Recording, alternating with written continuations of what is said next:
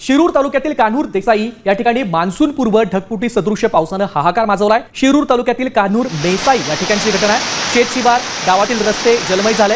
ग्रामदेवतेच्या मंदिरात देखील पाणी शिरल्यानं नागरिकांची मोठी तारांबळ उडाली आहे। अल्पावधीत झालेल्या ढगफुटी सदृश्य मुसळधार पावसामुळे जनजीवन पूर्णपणे विस्कळीत झालंय। अनेक ठिकाणी शेतशिवार पाण्याखाली गेलंय, तर शेतातून वाहणाऱ्या पाण्यानं ओढ्याचं रूप धारण केलंय। आजच्या कृषी क्षेत्रातील मोठ्या बातम्या, शासनाच्या घोषणा, अनुदानातील बदल, खरेदी धोरणे आणि बाजारभावांमधील हालचाल सर्व काही तुम्ही पाहणार आहात या व्हिडिओच्या माध्यमातून। राज्यातील 28 धरणे कोरडी टाक, सध्या 22.68% साठा मान्सून सक्रिय झाला असला तरी त्याचा जोर मात्र कमीच। राज्यामध्ये सर्वाधिक चिंताजनक परिस्थिती पुणे विभागात असून येथे धरणामध्ये केवळ 13.57% पाणीसाठा शिल्लक आहे। पुणे विभागातील अनेक प्रमुख धरणं तळ गाठण्याच्या स्थितीत आहे, त्यामुळे भविष्यामध्ये पिण्याचं पाणी त्याचबरोबर शेतीसाठी पाण्याचं नियोजन अधिक काटेकोरपणे करावं लागणार आहे।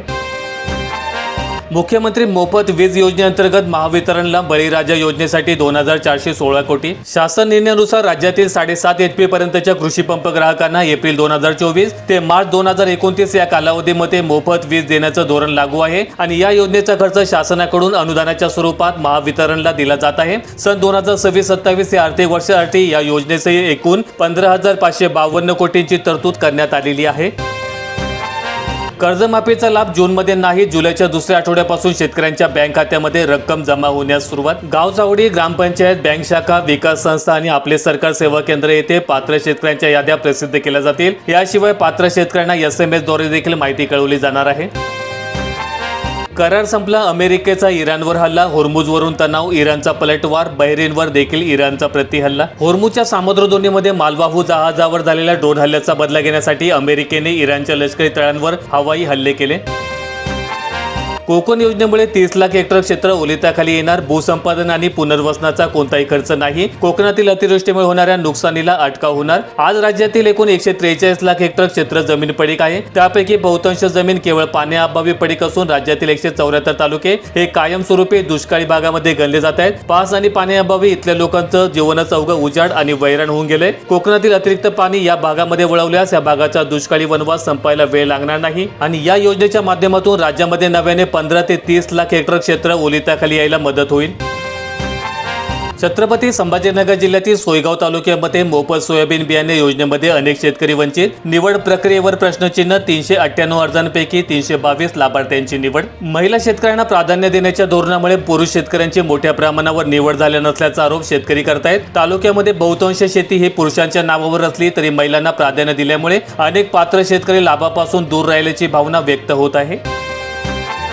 1 रुपयाच्या नाण्याचं वर्चस्व कायम, 5 आणि 10 रुपयांच्या नाण्यांचा वाटा अधिक। गेल्या काही वर्षांमध्ये देशामध्ये डिजिटल पेमेंटचा कल मोठ्या प्रमाणावर वाढलेला आहे। असे असून देखील 1 रुपयाचं नाणं हे देशामध्ये सर्वाधिक चलनात असलेलं नाणं हे राहिलेलं आहे। शेतकऱ्यांना कर्ज नाकारणाऱ्या बँकांचं खातं काढून घेणार। शेतकऱ्यांच्या हितासाठी बँका पुढे येत नसतील आणि पीक कर्ज वाटपामध्ये टाळाटाळ करत असतील तर शासन व्यवहाराशी संबंधित मोठी खाती अशा बँकांकडून काढून कार्यक्षम बँकांकडे वर्ग करण्यात येतील, असा स्पष्ट इशारा महसूल मंत्री चंद्रशेखर बावनकुळे यांनी दिलेला आहे।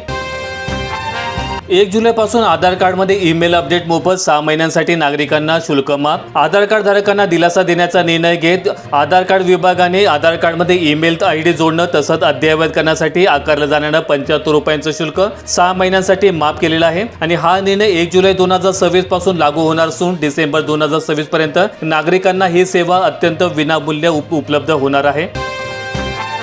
पाऊस सुरू, जमिनीवर सापांचा वेढा वाढला, शेतकरी आणि ग्रामीण भागातील नागरिकांना सावधानतेचा इशारा। जून ते सप्टेंबर या पावसाळ्याच्या काळामध्ये सर्पदंशांच्या घटनांमध्ये मोठ्या प्रमाणात वाढ होते, ज्यातील बहुतांश घटना या ग्रामीण भागामध्ये घडतात। छत्रपती संभाजीनगर जिल्ह्यातील सिल्लोड तालुक्यामध्ये ना कर्जमाफी मिळाली ना नवे पीक कर्ज मिळाले, शेतकरी अस्वस्थ, शेतीची कामे ठप्प, प्रशासकीय दिरंगाईमुळे सिल्लोड तालुक्यामध्ये शासन योजनेचा बोजवारा।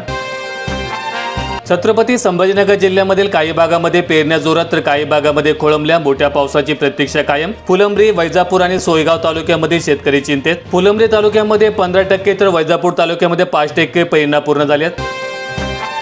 पावसाने दिला बळीराजाला दिलासा, जुन्नर तालुक्यामध्ये सोयाबीन पेरणीला वेग, हवामानाचा अंदाज घेत शेतकऱ्यांची नियोजन, बियाणे आणि खतांसाठी कृषी सेवा केंद्रांवर गर्दी। सोलापूर जिल्ह्यातील दक्षिण मोहोळसह 5 तालुक्यांमधील पाणी पातळी खोल, विहिरींनी तळ गाठलाय, बहुवैज्ञानिकांचं निरीक्षण। माळशिरस, पंढरपूर आणि बार्शी तालुक्यांमधील स्थिती तुलनेने बरी। शेतकऱ्यांचा कल टोकन मशीनकडे, मजूर टंचाईवर मात, भातुकली तालुक्यामध्ये आधुनिक तंत्रज्ञानामुळे खर्च घटणार. नाशिक जिल्ह्यामध्ये रिंग रोडसाठी 20 गावांमध्ये 1534 कोट्यांचं ऑर्डर निघालं. प्रशासनाकडून 137 एकर जमिनीची खरेदी.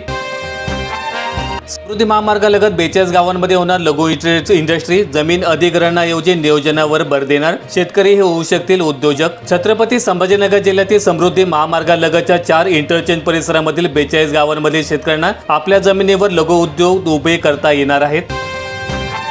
सुट्टीच्या दिवशी भीमाशंकर दर्शनासाठी 4 तासापुढे वेळ का वाढवण्याची भाविकांची मागणी. शनिवारी आणि रविवारी उसळणाऱ्या गर्दीमुळे भाविकांची गैरसोय. जिल्हा प्रशासन आणि मंदिर ट्रस्टने सकारात्मक निर्णय घ्यावा. मंदिर परिसरामध्ये सध्या विकास कामे सुरू असल्यामुळे सुरक्षेच्या दृष्टीने काही निर्बंध लागू. वणी तालुक्यात शेकडो हेक्टरवर दुबार पेरणी. वणीमध्ये 51,000 हेक्टरवर पिकांची लागवड. कुठे बेसुमार तर कुठे पावसाची ओढ. जून महिन्यामध्ये केवळ 115.7 मिलीमीटर पावसाची नोंद. पाऊस येईल या अपेक्षेने कपाशीची टोभणी केली, पण पाऊसच आला नसल्यामुळे शेकडो हेक्टरवरील पेरण्या उलटल्या. त्यामुळे शेतकऱ्यांना आर्थिक फटका बसलाय. आता पुन्हा नव्याने बियाणे घेऊन शेतकरी लागवड करतायत.